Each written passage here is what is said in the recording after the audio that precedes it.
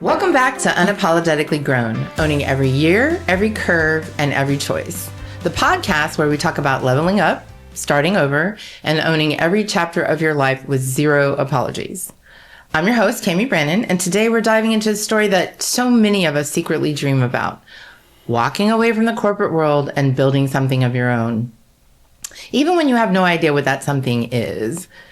You know my story. I left corporate America without a clue of what I was going to do. I'm still struggling along trying to make it work. But I wanted you to meet someone who has and did make it work. Our guest today didn't just reinvent herself. She rebuilt her entire life after 40. She left a stable corporate career, stumbled into entrepreneurship almost by accident, spent 4 years underwater, had dark moments, hilarious moments, and breakthrough moments, and somehow came out on the other side with a thriving company, a stronger sense of self, and yes, the entrepreneurial bug. She credits her success to resilience, good hires, and a willingness to grow even when it's uncomfortable. And now that her first company is on solid ground, she's already thinking about her next startup. This is a conversation about identity, courage, burnout, rebuilding, and the wild, messy process of becoming who you were always meant to be. Let's get into it. Welcome, Jenny. We're happy that you're here. Hi. And we know your audience wants to hear about it. It's 5 o'clock here all the time, so we're already got our wine poured. So let's just get into it.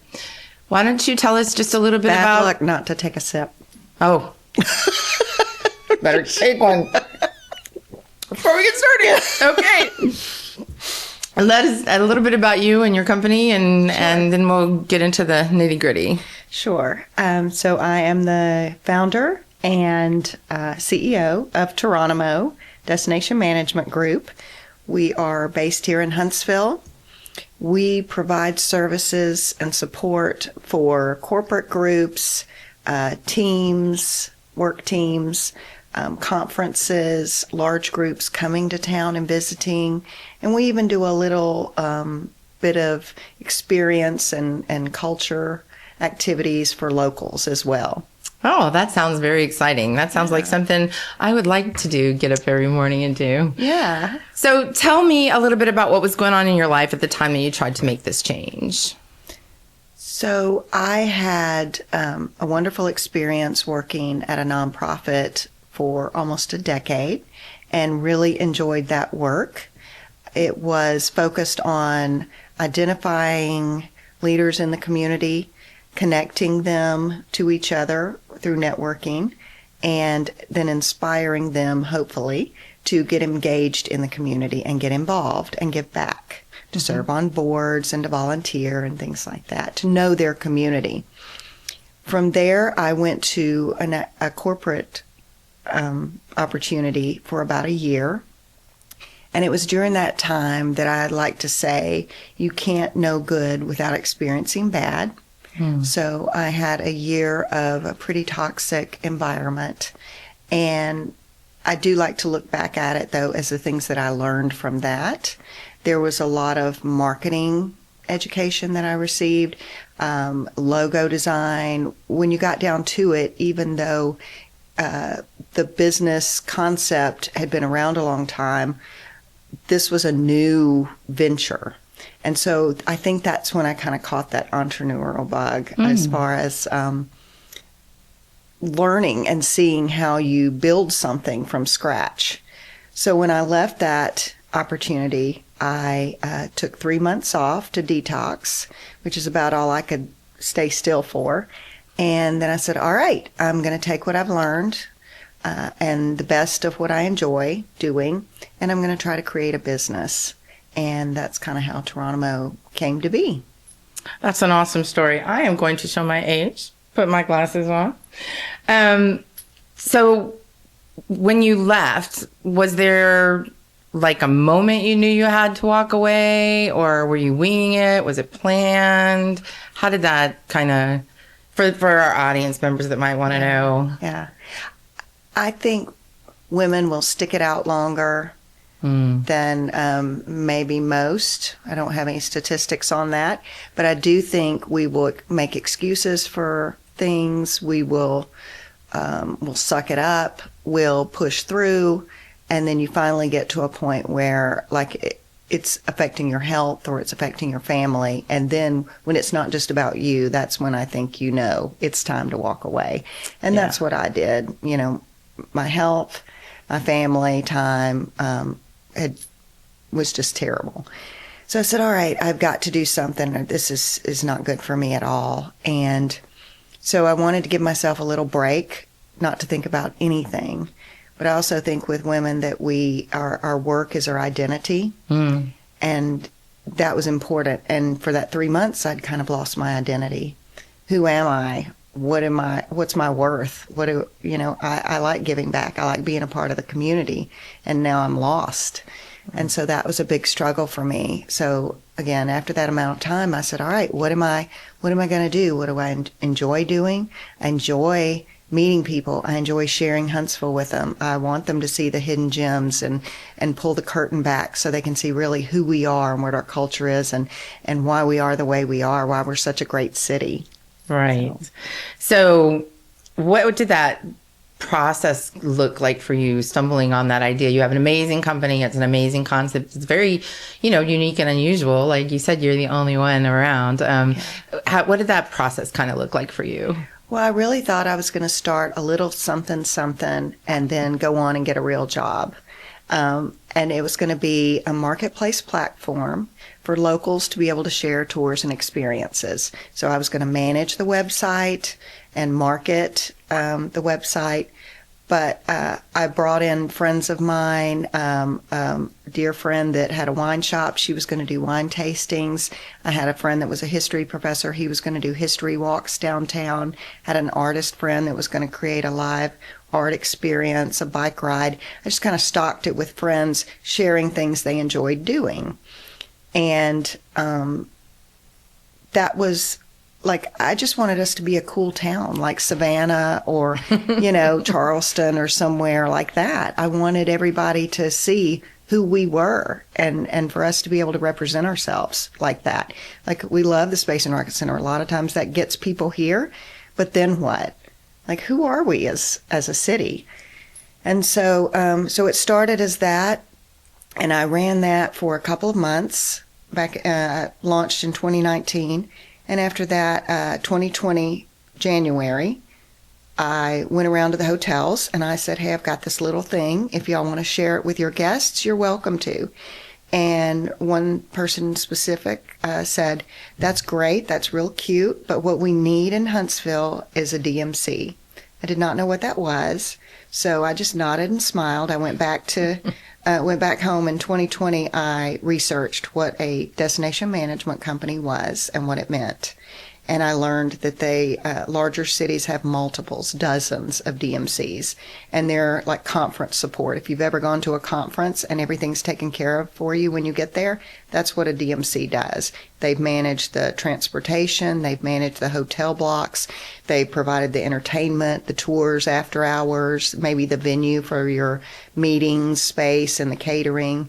That's what a DMC does. And I was like, that's perfect.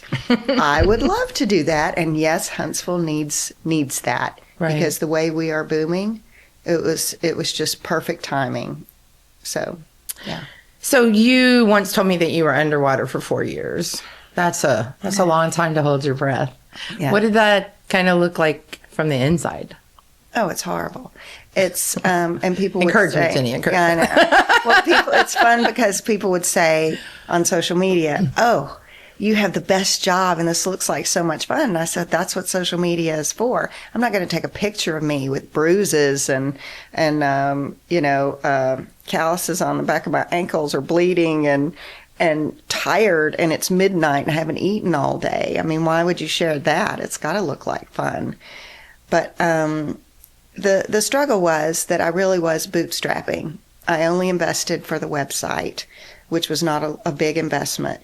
But anything I was making, I was putting back into the business. And of course, that was another piece of it. I didn't know what my margins could be because it was the first time Huntsville had experienced a DMC. Mm-hmm. So I wasn't sure how to price myself. So I was not making any money I thought I was, but I was not. And any dime I made, I was going back into the business. And so I did not hire anyone. So I was doing everything from taking the calls, making the meetings, putting water in vases, setting up, directing the event, and then taking it all back down, moving the furniture back, All by yourself? All by myself. And people, there'd be people there saying, don't you have a team? And I'm like, but I was very proud to just be handling everything. So it was a really rough time. And to also have an idea about something you want to do and what you enjoy, and then realize there's accounting involved and taxes and banking and everything I don't care, to read, and contracts. It was gross. So what was your darkest moment? Darkest moment, which really turned out to be one of the funnier moments, was our caterers are so good to me, and they will usually pack me a meal for the end of the night because they know I probably have not eaten all day. So we get there in the morning, we set up.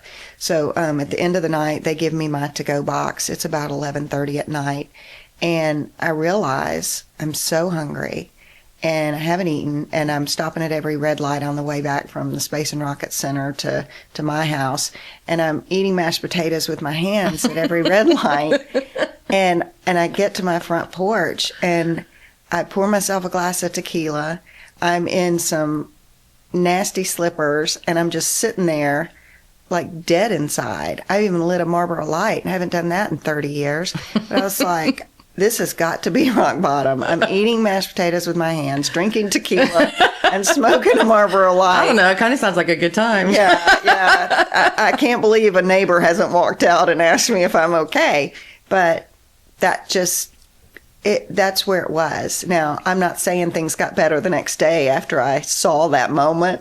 It was just an aha moment of, ooh, what you gonna do about this? Something's got to change. There are decisions to be made here. So what kept you going when quitting might have been easier? Yeah. My mom would say, isn't it all worth it? And, isn't this great? And when you do it all again? And I was like, no, I would not do this all again at all. I'm so glad I didn't know what I didn't know. It's almost like you're a junkie, like you just keep putting quarters in the slot machine. This has got to get better. This is going to get better. Mm-hmm. If I just keep going one more week, this will get better. So I think that's what kept me going, is like, this has just got to get better. And it was finally when something clicked in my brain. I'm kind of slow you can plant seeds in me, but then it takes me a while to kind of get my brain wrapped around it. And I got to thinking, like, I've got to start taking some chances if I want to grow. I can't stay in a safe place. And so I took a chance on someone that I didn't know their resume. I just knew who they were and who they were in the community. And I felt like they had the right values and they could see the vision and they could do the work. What you give a lot of credit to good hires. Oh, gosh, yes. Building the right team. Right. So how are you able to do that? And then what did that teach you about leadership? That was interesting because my style of leadership is servant leadership. And I wouldn't ask anybody to do anything I wouldn't do myself. So there was a time when I really had to step away from that if I'm going to move from founder to CEO. Mm-hmm. You really have to give your people the space to do what they're supposed to do, their job. Otherwise, why'd you hire them? And it wasn't that I didn't trust them. It's just I never wanted them to feel like I wasn't in the trenches with them. Mm-hmm. And so that kind of kept me bound to some of the things that I didn't need to be doing anymore. And they finally pushed me out and said, you need to be doing the work of the CEO. Let us handle this. And I started noticing things were fine without me. Tell us a little bit more about your hiring process. I know you talked about how you didn't look at resumes, you didn't necessarily look at skills or experience. You were just It's more of a culture, personality thing. Yeah. There were. I looked at people that I thought were amazing at what they did. Just from the outside, they had good reputations. I was in social circles with them, not great, like strong friendships, not like best friends or anything, but we were in the same circles, knew some of the same people. And I would meet with them, and I would share the vision and what I was wanting to do. And you could just tell, like my first great hire a year and a half ago, 2 years ago now, you could just see her eyes light up, like she got excited. And I thought, this is a good person. Mm-hmm. You know, this is the right one. And I made some other hires before that didn't work out, that were probably more resume based. But when I started looking at the person as a whole, it was a much better hire. So I've had 2 since that, and they've been fantastic. Yeah, culture and personality, a lot of times, especially in a small organization where you're just a few people, that's more important than sharing the vision. Yeah. And so apparently you were able to convey that vision. A lot of times people struggle with actually conveying what it is they want to do, but it seems like you're really good at doing that and bringing them on board to your level of excitement. That doesn't always happen. Yeah. I think that's the job of a visionary or a founder, you know, to build that excitement. And look, guys, this is where we could go. You'll just hang in there, because I know this work is tough right now and you're putting in some sweat equity, but, you know, there's bigger things to come. What did you learn about leadership the hard way? Leadership the hard way. I think some of the harder lessons I had to learn were the stepping away and being a leader. I think as having a strong belief in servant leadership, sometimes you fall into the flow of more of a team versus they need a leader. They need someone to guide and to help keep the focus, create the strategy, those sort of things. So I think that's something that I had been in the grind of it for so long that it took me a while to see myself as that leader who needed to own that role. So what did it feel like to finally feel that shift and accept that? Oh, it's huge. It's such a relief to be in the position. It's funny, you fight what you need for so long, and then it finally happens, and you're like, oh my gosh, why was I not reaching for this? You know, but it's just fear of the unknown, not knowing what that's going to look like. Well, what's my use if I'm not putting water in vases? You know, what do they need me for? They need me to lead them. They need me to be business development and getting our name out there and doing the things. And so. And you've done a really great job of that. Reinvention after 40 or 50 hits differently. Yeah. How did that make you change how you see yourself or your skills or abilities, or how does that, when we're younger, it's kind of easy to pivot, right? Yeah. When you get older, you've got all this behind you. And so how did that make you see yourself differently? It's super interesting because 50s are kind of a sweet spot because you've had probably multiple experiences. You know, you probably changed jobs a couple of times at least. So you've kind of figured out what you really enjoy doing, what's your specialty. I think some people by their 50s have had hobbies they've enjoyed for a long time and are in a place where they're retiring early. So now it's like, now what? So they could look at those hobbies or those things they really wanted to do in the first place and go back to that and use the skills and their network to make that happen this time. You know, when you're in your 20s, I'm in awe of these 20-something-year-olds that are creating software companies and doing all these things. And I'm like, how do you even know what you're doing? And so being in your 50s, you do understand a little bit of, oh, there are taxes, there's accounting, there's, you know, there are things that you could go to jail if you don't have taken care of. Exactly. So yeah, I think that's a sweet spot where you've kind of mellowed and you know yourself better and you can pivot in those directions and enjoy it and take it all in. So what did you learn about yourself that surprised you? How stubborn I am. I would say I share that trait. yeah, I'm so stubborn. I had wonderful coaches and mentors and friends that would try to help me along the way. And, you should do this or you could do that. And they were planting seeds for me. And I'd be like, okay. And I go and do the opposite. And so there's lots of times that I still text a person and go, you told me this 2 years ago, didn't you? And they're like, yes. And, you have to learn. You have to be ready for it. It's like church, And you can plant the seed, but until it's time for you to receive the message, it just grows. So, yeah. So to be that stubborn, but who's following what everybody tells you? I don't think an entrepreneur is necessarily so. So you think you're currently being stubborn about anything, or this new entrepreneurial bug for something else? Is that? I don't think I'm being as stubborn. I think I'm being cautious.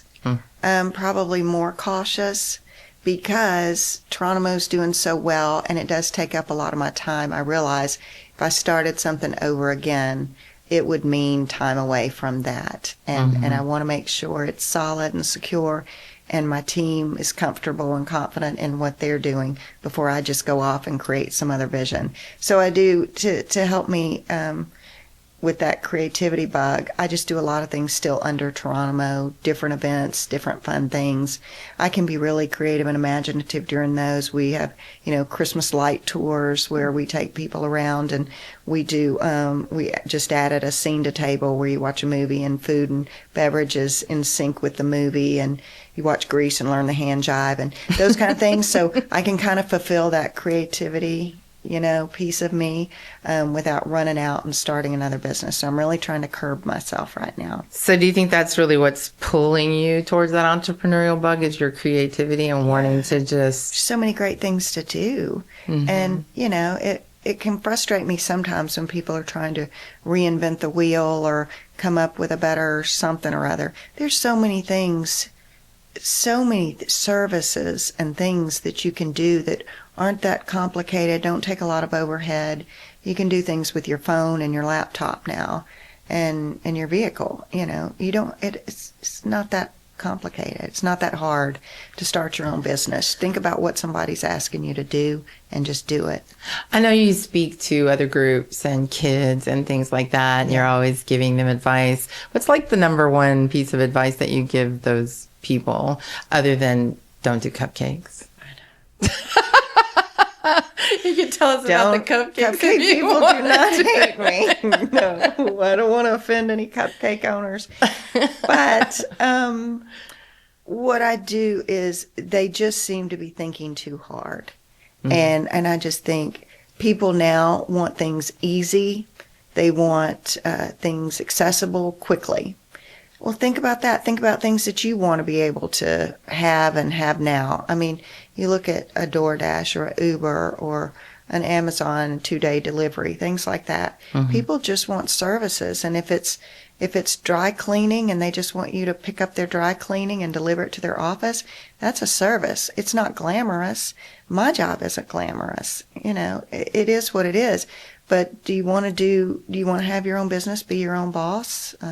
You can do something as simple as that. What is your favorite thing about being your own boss and having your own company? And what's your favorite part of that you would encourage someone else to try to achieve?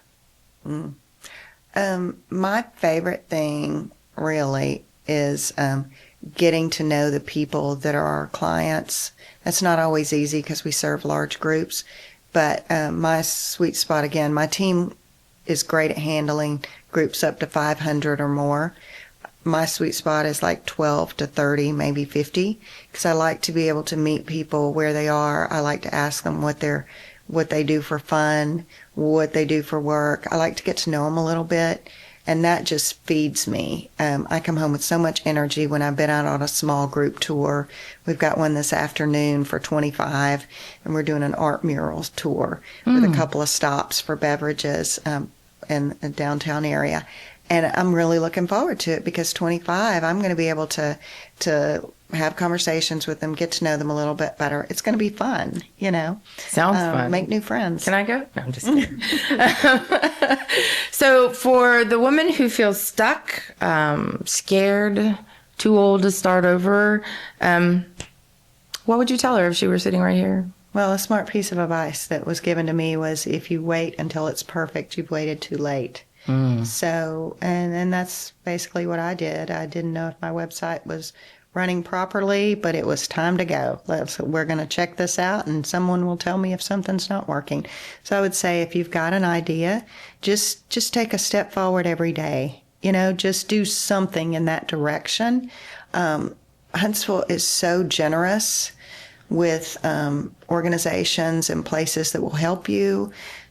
Most business owners, if you reach out to them, are happy to have coffee and give you advice and support you. I think we're just a super energized community as far as realizing someone's wanting to help themselves or do something, then we all jump in. So. Yeah, I've found that they're very generous with their time and advice and attention. You've been very generous with me.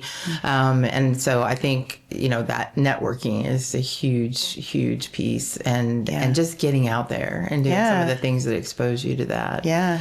So one last piece of wisdom or advice, and then we can toast. Okay. Give you an incentive. I will tell you this. I've had more people ask me how I network, because they say they go to this particular meeting or this group meeting, and they said it's just all of us kind of passing our cards around. And so my suggestion has been, do things you enjoy doing anyway. And if it's a hobby, or if it's a book club, it's wine club or running or whatever, do that. Let that be your networking, because you're building relationships, and people use people for business that they have a relationship with. So instead of just going and everybody trying to sell each other the same stuff, you're seeing the same people. Get out there and explore. Huntsville's got a lot of cool things going on. There's a club for everything. So just go to those, show up, and meet some new friends. All right. Well, thank you, Jenny, for being here. Thank you. To all the Unapologetically Grown. And I drank that time. Almost shot it. Thank you for joining us on Unapologetically Grown. Today's conversation is a reminder that reinvention isn't just possible, it's powerful. You're not too old, it's not too late, and the life you might be waiting on the other side of one of your brave decisions is one you're going to love. If you loved this episode, share it with someone who needs just a little push toward their next chapter. And as always, stay grown, stay bold, and stay unapologetic. This episode of Unapologetically Grown is brought to you by BV Medical Solutions, a wellness brand that understands something every grown woman knows deep down. You cannot pour into your purpose if you're running on empty. Whether you're building a business, raising a family, reinventing yourself after 40, or simply trying to show up as your best self, your body, your confidence, and your energy matter. That's why today's show is sponsored by BV Medical Solutions, a company dedicated to helping women feel good, look good, and take care of themselves from the inside out. From weight loss support to IV therapy, peptides, massage, and aesthetic treatments, they offer the tools that help you stay strong, confident, and ready for the grind. Because self-care isn't selfish, it's strategy. When you feel good in your body, when your energy is aligned, when you look in the mirror and see a woman who is cared for, you move differently, you lead differently, and you dream differently. So if you're ready to invest in the most important asset you have, that's you. Check out BV Medical Solutions on Bob Wallace, 256-770-0565, or bvmedsol.com. And start your wellness journey today.